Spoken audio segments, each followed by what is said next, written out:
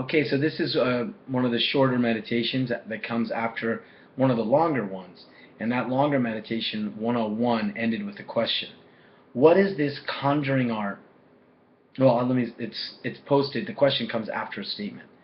Earlier we described the sage's evocative speech as the bearing of the message of the ineffable, which releases the apprentice to learning through an enchanting intonement that we said is an expression of a conjuring art.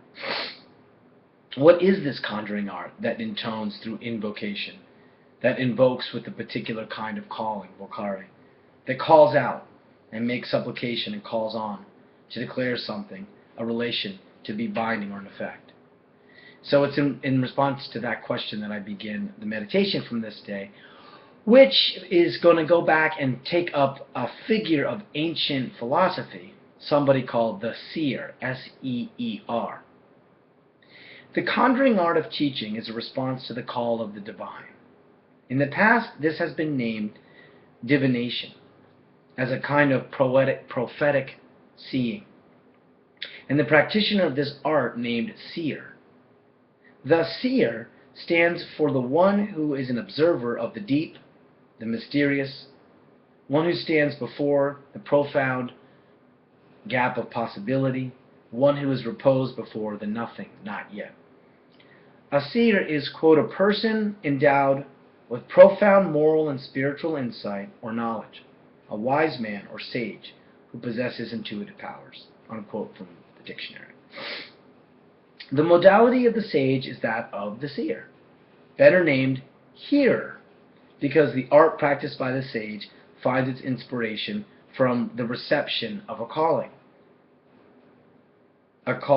that is conveyed through a message that the sage delivers. This is why the art is described as hermeneutical, as the bearing of a message, as hermetic, the art of the seer. The sage's conveying of the appeal of language identifies the conjuring of the evocative that gathers silence. When the sage conjures the evocative, he conveys the sublime directive of wisdom that appears in the silence of the ineffable. The conjuring art of teaching bears the message of wisdom which the sage delivers to all who are ready and willing to lend an ear. This message of wisdom was identified by Socrates to involve the cultivation of love. Quote, this gentleman was the doctrine of Diotima. I was convinced, and in that conviction I try to bring others to the same creed, and to convince them that, if we are to make this gift our own, love will help our mortal nature more than all the world. In responding to the divine, the sage conveys wisdom and thereby cultivates a unity amongst the many, builds an abode of being together, a location of reciprocal exchange.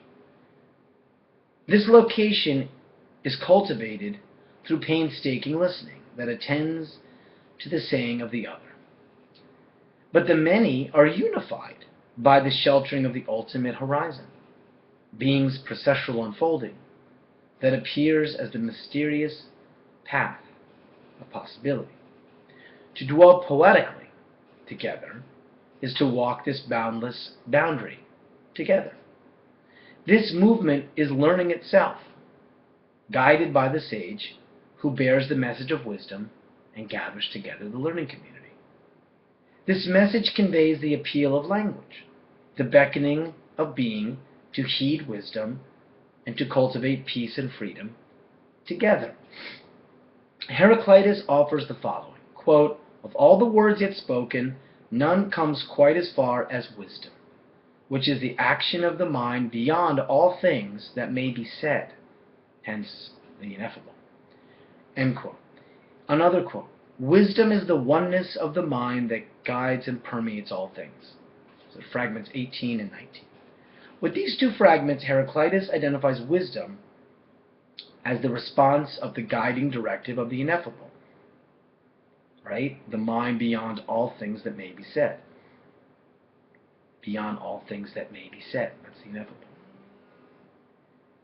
To be a philosopher, then, a lover of wisdom, which we have from the onset renamed lover of learning, is to be directed or guided by the appeal of language, the ineffable. Thus, to be a philosopher, a lover of learning, is to dwell poetically. But to dwell poetically is to renounce one's claim upon and over language, to relinquish the juridical voice, and to speak evocatively. Thus, the lover of learning, quote, the responding in which man authentically listens to the appeal of language, is that which speaks in the element of poetry. To be a lover of learning is to dwell poetically, to be free, steadfastly open, and ready for the unforeseen, and thereby guided by the unspeakable word that orchestrates the many. To be guided by the ineffable, the unspeakable word, is to perform one's part, one's role in the poetic singing, chanting of peace. To wander in the enchanted region is to chant a song. This chanting of peace is the authentic response to the evocative invitation conveyed by the sage. When we heed the poetic submission of the poet, like Holderlin, who says, full of merit, yet poetically, man dwells on this earth, we hear the directive of the ineffable and are released into the open region of mystery. As Heidegger says, when we follow in thought Holderlin's poetic statement about the poetic dwelling of man, we divine a path by which through what is thought differently, we come nearer to thinking, the same as what the poet composes in his poem. To divine a path is to be moved by the conjuring art of the sage who conducts in the poetic dwelling, which we are now identifying as something like a musical performance. The building of poetic dwelling is a creative and improvisational performance. Learning is the poetic dialogue heard as a polyphonic concert. Poetic dwelling identifies the musicality of learning. And that's how it ends this day, the 26th of May, the meditation written 10 years ago and reread and commemorated today. Just want to read that Heidegger quote again.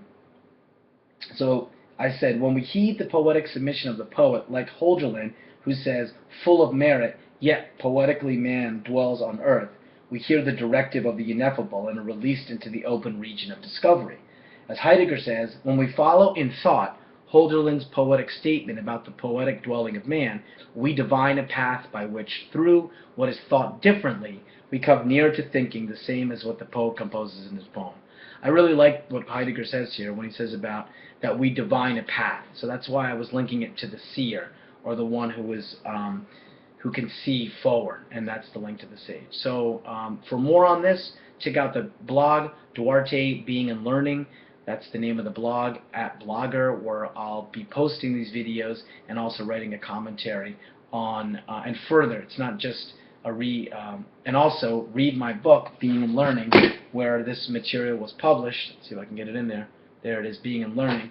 And what I just read is on pages 170 and 171 from chapter 7.